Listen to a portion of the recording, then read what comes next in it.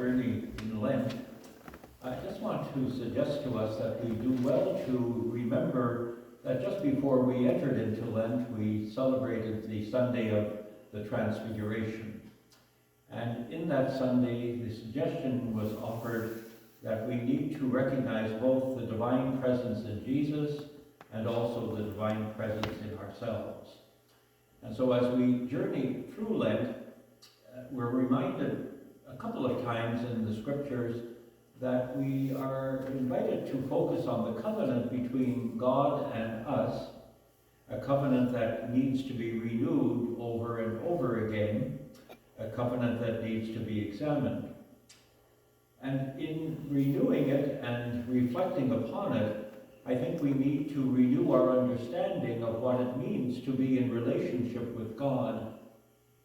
That it's not simply a legal document that we have signed between God and us as if we were buying a house, but rather a covenant between us and God is a covenant of two becoming one, in the same way that we speak of marriage as two people becoming one.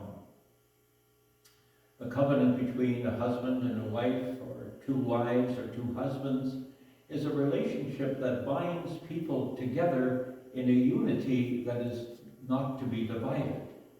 And hopefully, a unity that is sustained and maintained. We recognize, of course, that there are times when failure does happen and healing needs to follow. But the ideal, at least, is that when one enters into a covenant modeled by the covenant of marriage, it is intended to be a permanent relationship. And those of us who are in those kind of relationships know that just because they have been entered into doesn't mean that they are perfect all the time. And we need to continue to renew and reflect upon the covenant that we have made and make adjustments to do the best we can to make sure that the covenant is as good and as holy as it is intended to be.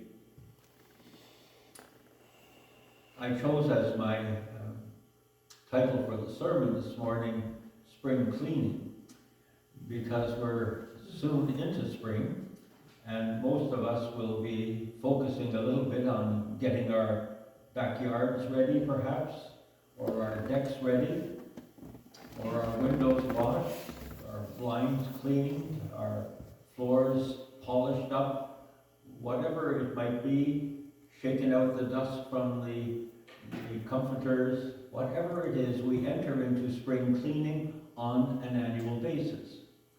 And I would suggest to us that we do well to think of Lent as something similar to that.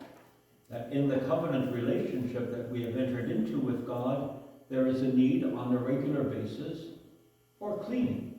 And spring cleaning is a good model to reflect upon. So we take the time during Lent to clean the relationship as best we can and make the covenant as holy as we can.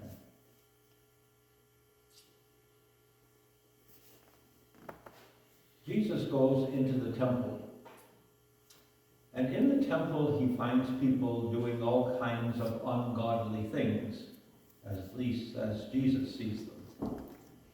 And he tells them that they should take out of the temple the sheep, the cattle, the money changers.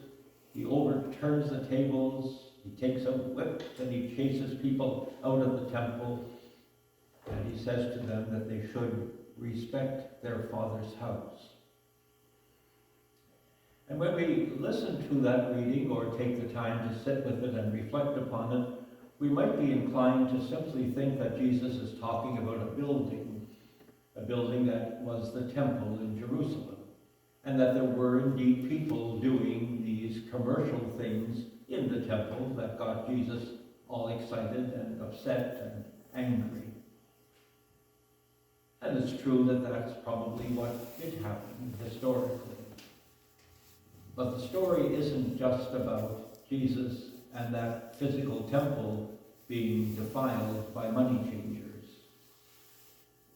If we reflect upon the scripture and put it into the context of our covenant relationship with God, and listen to the concluding part of the scripture where Jesus identifies his body as the temple, then I think we are wise to understand that the temple that needs cleaning is not simply the building that once was in Jerusalem, but the building that is us, as we identify our bodies as temples, as did Jesus identify his body as a temple. And so the spring cleaning that needs to take place is not simply a spring cleaning of the external building, but the spring cleaning of ourselves to look at what is it that keeps us not from pleasing God or not from getting to heaven, but what keeps us from being the revelation of the divine presence in us. What is it that prevents us from being seen by people as God's presence in the world? And so we might well ask ourselves, what anger do we manifest? What greed do we live? What revenge do we seek? What selfishness do we make part of our journey? What is it that is our attitudes, our ways of acting, our ways of being in the world that prevents people from saying, gee, you know, when I'm with that person, I really feel God's love being communicated to me. I really feel that there is God's care. I really feel God's generosity. I really feel God's forgiveness. When I'm with that person, I know I'm in the presence of God. And so we need to look at ourselves and recognize ourselves as the temple of God's dwelling and question what needs to be spring cleaned this year as we enter into the Lenten journey and continue it towards Easter.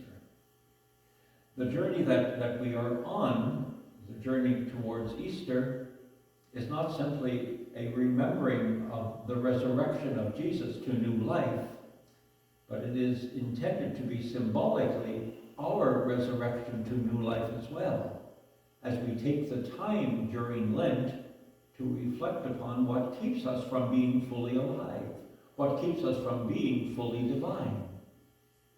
When we move towards Easter Sunday and celebrate Easter Sunday, we should be, I think, proclaiming we can take off the burden of the junk we've been carrying and find ourselves fully alive so that indeed people can see the presence of God within us. And then, of course, we know that next year we'll do it all over again because we fall back into the same traps, perhaps, or we take on a different attitude that is ungodly. Regardless, what is important is that this year we move towards the newness of life that is promised to us if we, like Jesus, clean the temple.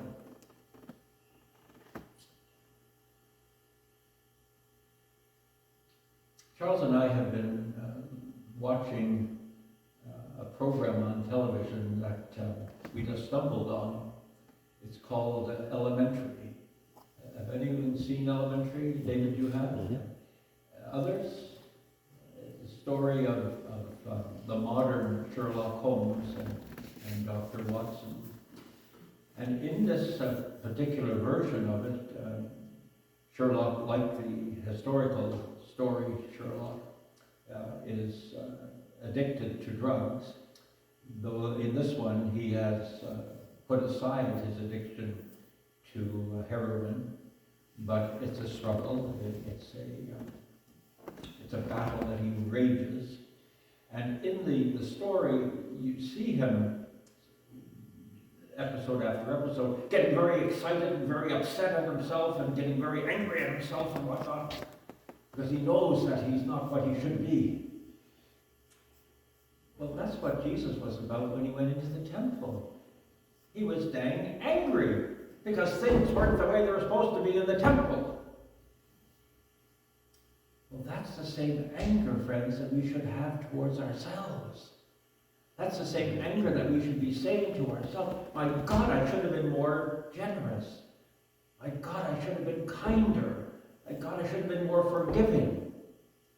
I should have been what God is, and I wasn't.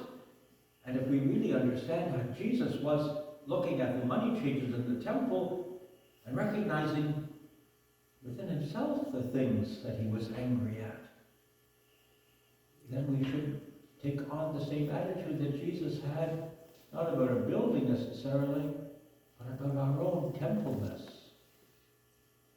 When I was thinking about the Sherlock story and his anger at himself, it occurred to me that when Jesus went into the temple and saw the money changers, he wasn't just angry at them, but he was angry at himself too, because he could recognize that there were things that he was doing or attitudes that he had that weren't perfect.